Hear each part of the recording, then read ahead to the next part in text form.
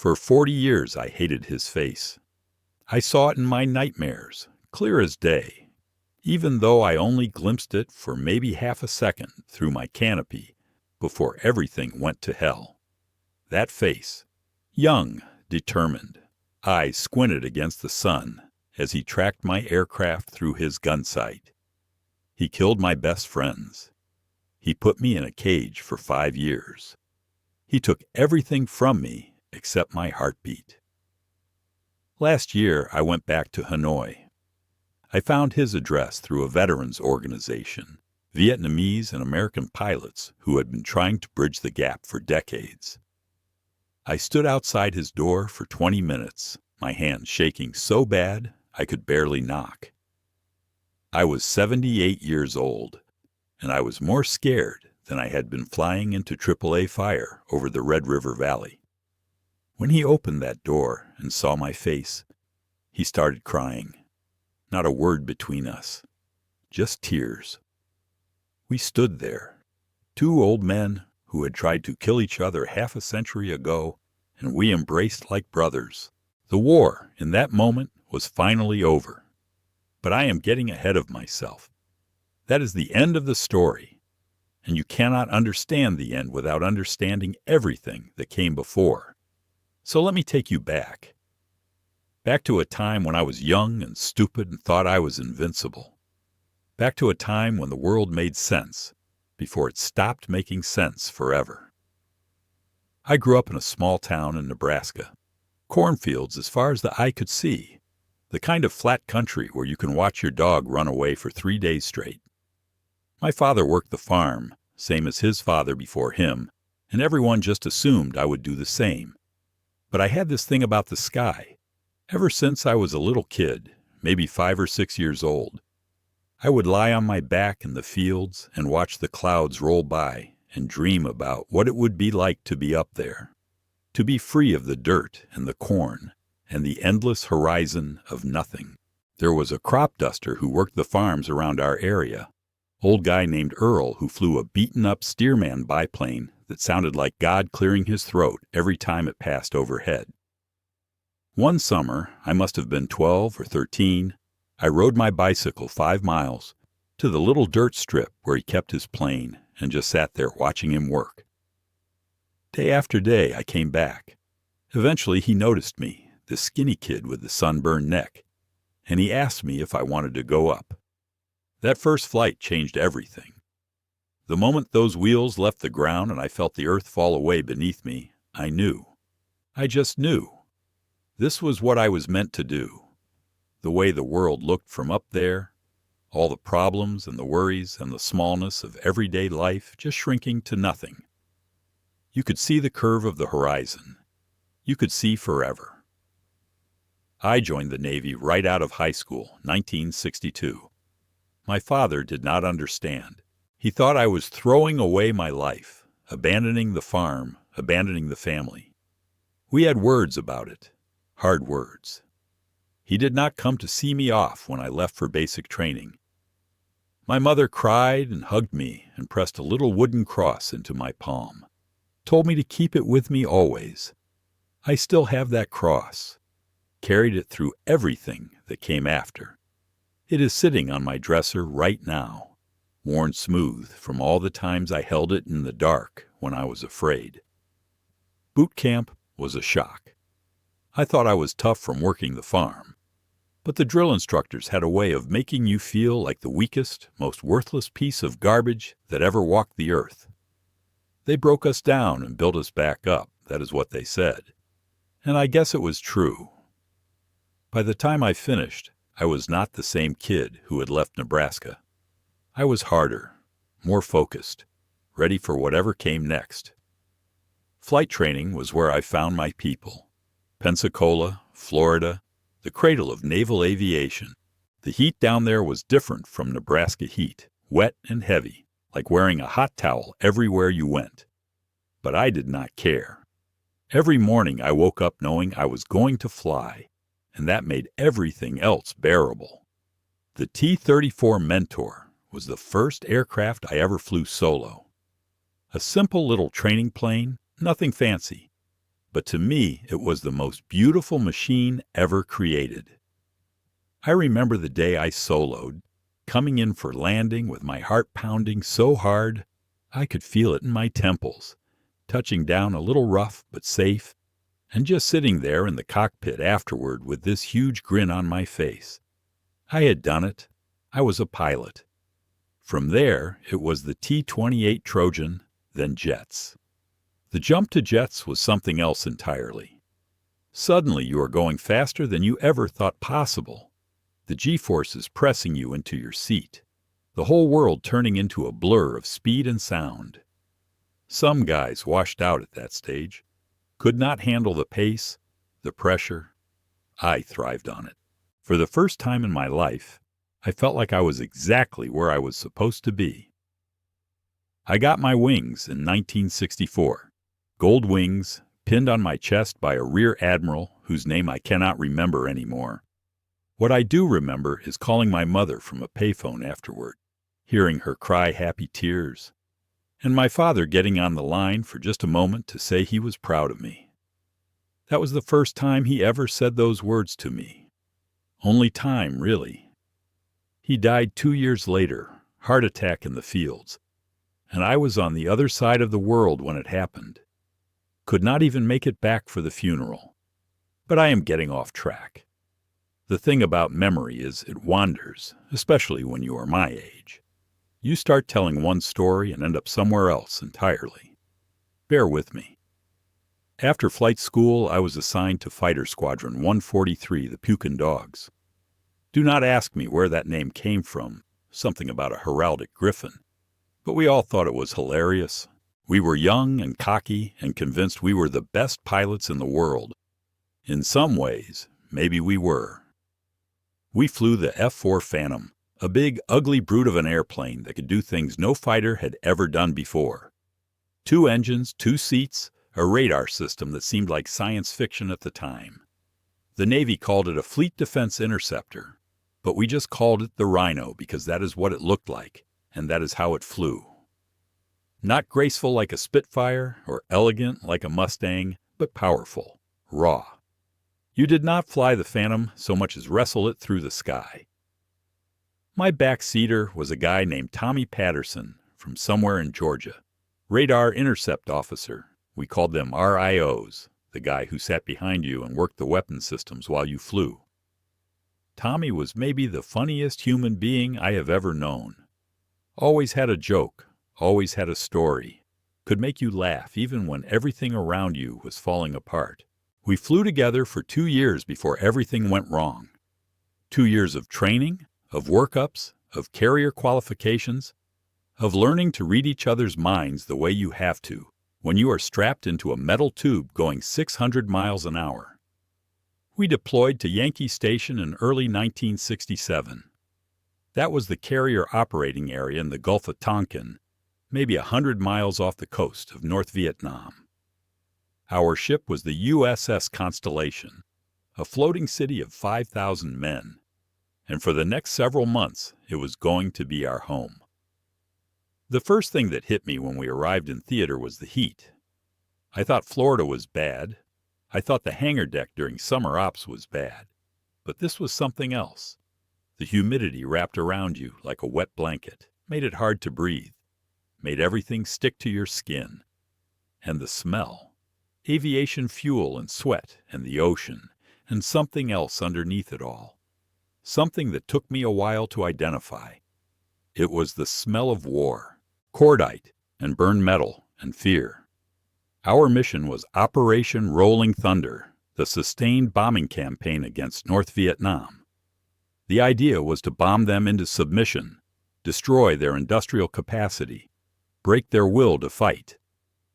Looking back now, 50 years later, I can tell you it did not work. But at the time, we believed in what we were doing. We had to believe. Otherwise, what was the point? The first few missions were milk runs, relatively speaking. Targets in the southern part of North Vietnam, light defenses, in and out before anyone really knew we were there. I remember feeling almost disappointed. All that training, all that build-up, and this was it. I was 23 years old, and stupid in the way that only 23-year-olds can be stupid. I wanted action. I wanted to prove myself. Be careful what you wish for. The route packages were divided into numbered areas, with route package 6 being the worst. That was Hanoi and Haiphong, the heart of North Vietnam, the most heavily defended airspace on Earth. More anti-aircraft guns per square mile than anywhere in history. Surface-to-air missiles, the SA-2 guideline. Telephone poles with attitude, we called them, and MiGs. North Vietnamese pilots flying Soviet-built fighters, some of them trained by Soviet instructors, all of them desperate to protect their homeland. My first mission into Route Pack 6 was April 19, 1967. I remember the date because it was my mother's birthday, and I had meant to write her a letter the night before, but never got around to it. We briefed at 0400, 24 pilots crammed into a ready room that smelled like coffee and nervous sweat. The target was the Thai Nguyen Steelworks, about 40 miles north of Hanoi. The strike package included a 4 Skyhawks carrying the bombs, F-4s like mine-flying escort, EKA-3s tankers for refueling, and a whole support structure of electronic warfare aircraft trying to jam the enemy radar. I will never forget walking to my aircraft that morning. The flight deck of a carrier at night is one of the most dangerous places on Earth, even when no one is shooting at you. Jets everywhere, fuel hoses snaking across the deck, ordnance carts loaded with bombs and missiles, and young men running around in the dark trying to make it all work. The noise is constant, a roaring thunder that gets into your bones and never quite leaves. My plane was spotted near the bow, loaded with 4 Sparrow missiles and 4 Sidewinders. I did my pre-flight by flashlight, checking control surfaces, looking for leaks, making sure nothing was going to fall off when we hit the catapult. Tommy was already in the back seat running through his systems checks, his voice crackling through the intercom with that familiar Georgia drawl. We launched into a black sky, scattered with stars, the catapult shot pressing me into my seat with enough force to make my vision narrow to a tunnel. 4.5 seconds from 0 to 150 knots. And then we were airborne, climbing into the darkness, joining up with the rest of the flight by following the dim red formation lights on the aircraft ahead. The coast in point was marked by a river mouth I could just barely see in the pre-dawn light. And then we were feet dry over North Vietnam, and everything changed. The radio chatter picked up. The radar warning receiver started chirping, picking up search radars sweeping the sky. Somewhere below us, people were waking up to the sound of American jets, and they were reaching for their guns. The flak started about 20 miles from the target, at first just a few black puffs in the distance, almost pretty in the early morning light. Then more. Then a wall of explosions filling the sky ahead of us, orange and black and deadly. You could hear the shrapnel hitting the aircraft, little pinging sounds like hail on a tin roof, each one potentially fatal. We pushed through. What else could we do? The Skyhawks were counting on us to keep the MiGs off their backs while they delivered their bombs. So we pushed through, and I tried not to think about the mathematics of it, all those thousands of shells being fired into the air, the odds of one of them finding your particular piece of sky. I saw my first SAM that day. Someone called it out on the radio, SAM launch, 2 o'clock, and I looked, and there it was, this brilliant white flame rising from the ground, accelerating impossibly fast, trailing a plume of smoke. Time does strange things when you are that scared. Everything slowed down. I watched that missile climb toward our formation, watched it track on someone, watched the pilot brake hard, pulling enough G's to black out, and the missile missed by what looked like inches, but was probably 100 feet. We made it to the target. The Skyhawks rolled in and dropped their bombs, and I watched the steelworks disappear in a cloud of smoke and fire. Then we turned for home, running back toward the coast, toward the relative safety of the water. I was shaking. My flight suit was soaked with sweat. Tommy was quiet in the back seat, none of his usual jokes. We had seen the elephant, as the old soldiers used to say. We knew now what we were dealing with. That was my introduction to the air war over North Vietnam. Over the next several months, I flew mission after mission into that hell. Some days were worse than others. Some days, we lost people. I watched friends get shot down, watched their aircraft come apart in the sky or spiral down trailing smoke. Some of them ejected and became prisoners. Some of them did not eject at all. The psychological toll is hard to explain to someone who was not there.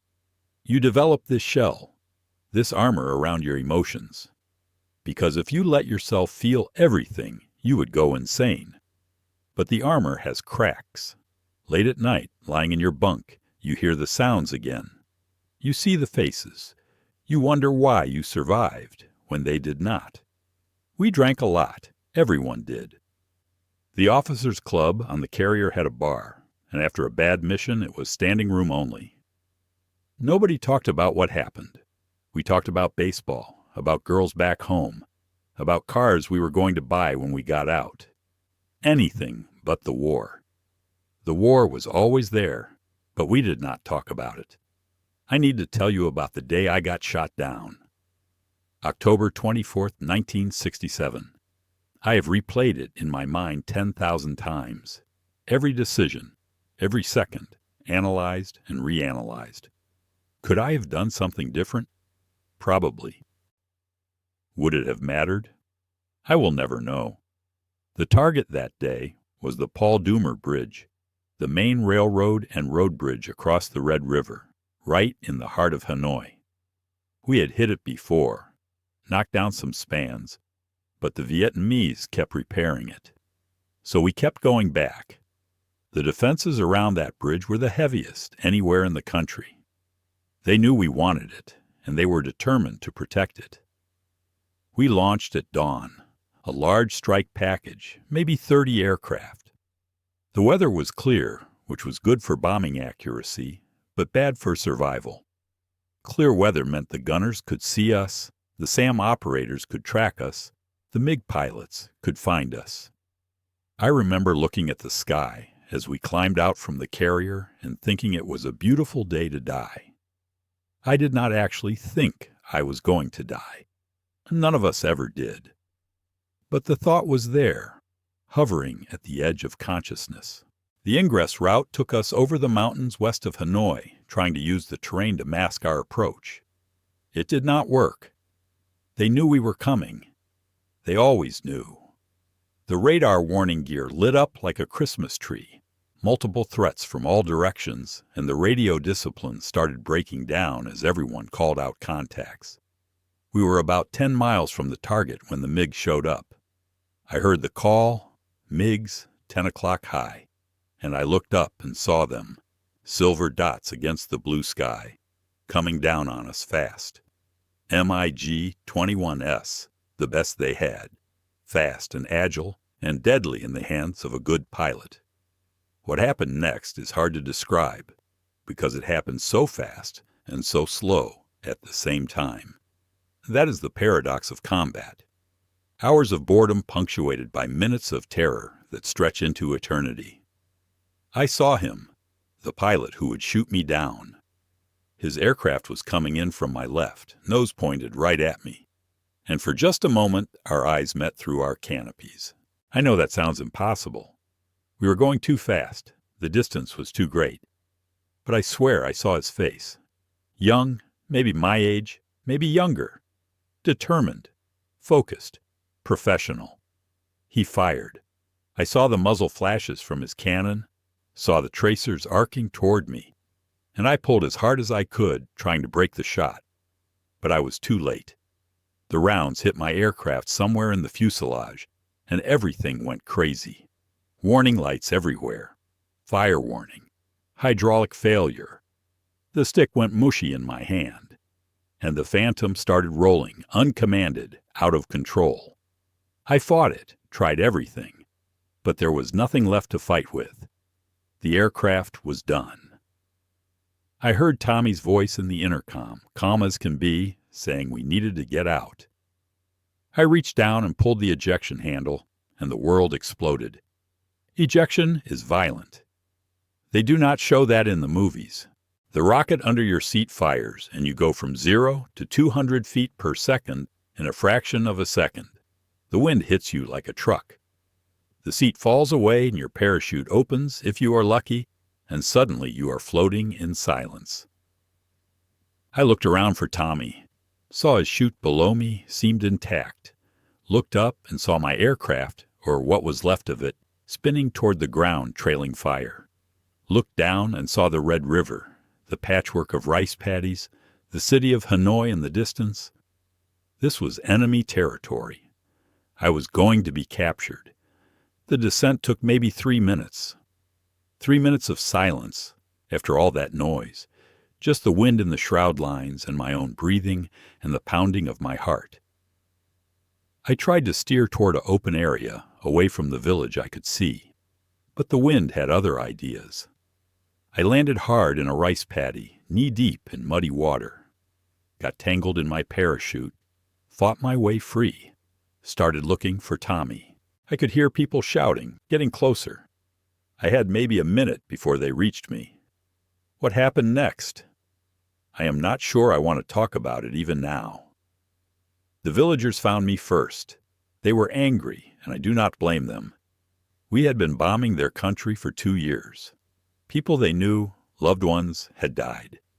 And here was one of the men responsible, standing in their rice paddy looking lost and scared. They beat me. I do not remember all of it, because I blacked out at some point. When I came to, I was tied up, my face bloody, and there were soldiers there now, regular North Vietnamese army. They took me away in a truck, the Hanoi Hilton. That is what we called it, Hoa Lo Prison, the main facility where they kept American prisoners. The name made it sound like a joke, like something you could laugh about. It was not funny. It was hell. I spent 5 years there. 5 years of my life in a concrete cell about 6 feet by 9 feet. A wooden pallet to sleep on, a bucket for a toilet, a single light bulb that was never turned off. Interrogations, torture, isolation. They wanted military information, names, codes, anything they could use. When I would not give it to them, they found ways to persuade me. I am not going to describe the torture in detail. Some things should stay buried, but I will tell you that the human body can endure more pain than you think, and the human spirit can break in ways you never imagined. Everyone broke eventually. Everyone.